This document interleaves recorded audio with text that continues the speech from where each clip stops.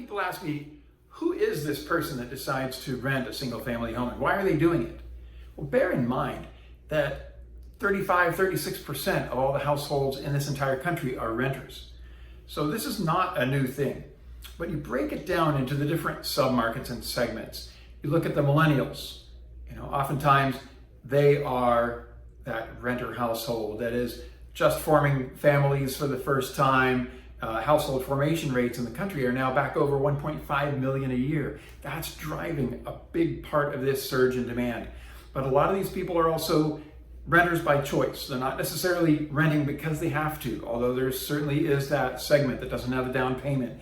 But the renters by choice is a big part of it across all different age groups.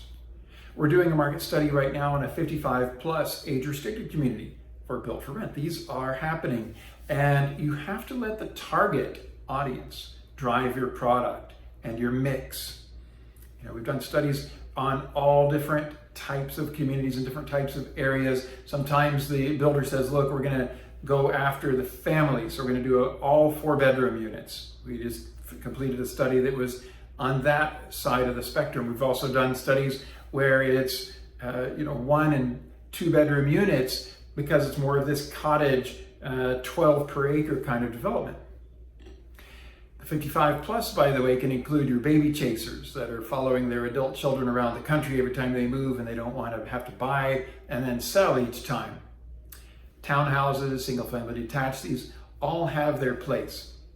Another key is the location. You want to be obviously near where there's highways and jobs and good schools if it's a family audience. They can be farther out, farther from the urban core than your for sale communities. You do want to make sure that you offer a yard, private outdoor space, a garage, and think about the work from home trend. Do you offer a pocket office? Do you offer some kind of space where they can do some work from home? And also, always remember the dog. A lot of these renters have a dog.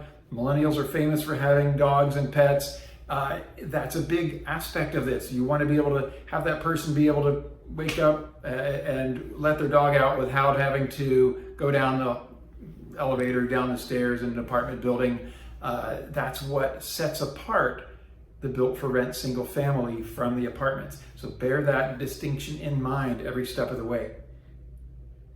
One thing about these renters in the single family space is that they are sticky. They grow roots. Their retention rates are 55, 60%. And by the way, we're seeing rents rising 8 to 9% annually in some markets like Phoenix, 6 to 7% in a lot of secondary markets, and even more on a turnover home. I've seen a lot of 9 to 11% rent increases when somebody turns over the unit. In my next video in a couple of days, we'll talk about the topic of follow the money.